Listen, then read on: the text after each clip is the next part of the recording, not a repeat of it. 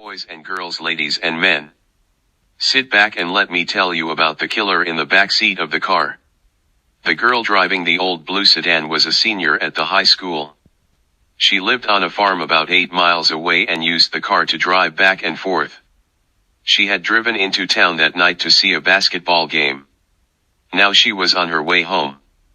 As she pulled away from the school, she noticed a red pickup truck follow her out of the parking lot. A few minutes later, the truck was still behind her. I guess we're going in the same direction, she thought. She began to watch the truck in her mirror. When she changed her speed, the driver of the truck changed his speed. When she passed a car, so did he. Then he turned on his high beams, flooding her car with light.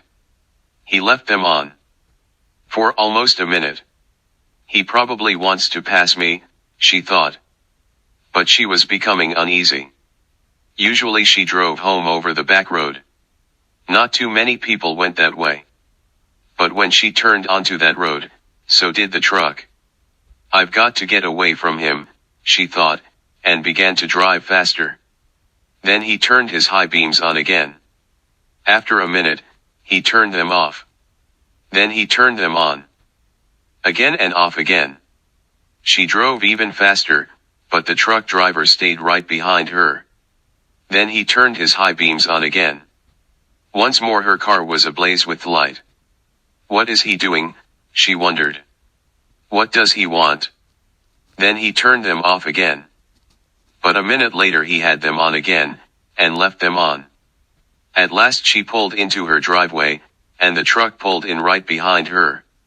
She jumped from the car and to the house.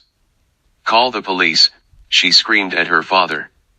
Out in the driveway she could see the driver of the truck. He had a gun in his hand.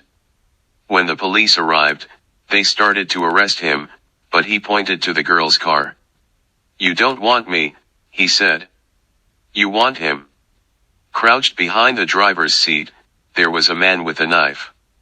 As the driver of the truck explained it, the man slipped into the girl's car just before she left the school. He saw it happen, but there was no way he could stop it. He thought about getting the police, but he was afraid to leave her. So he followed her car. Each time the man in the back seat reached up to overpower her, the driver of the truck turned on his high beams, then the man dropped down, afraid that someone might see him. I hope that you enjoyed. See you soon for my next gory tale.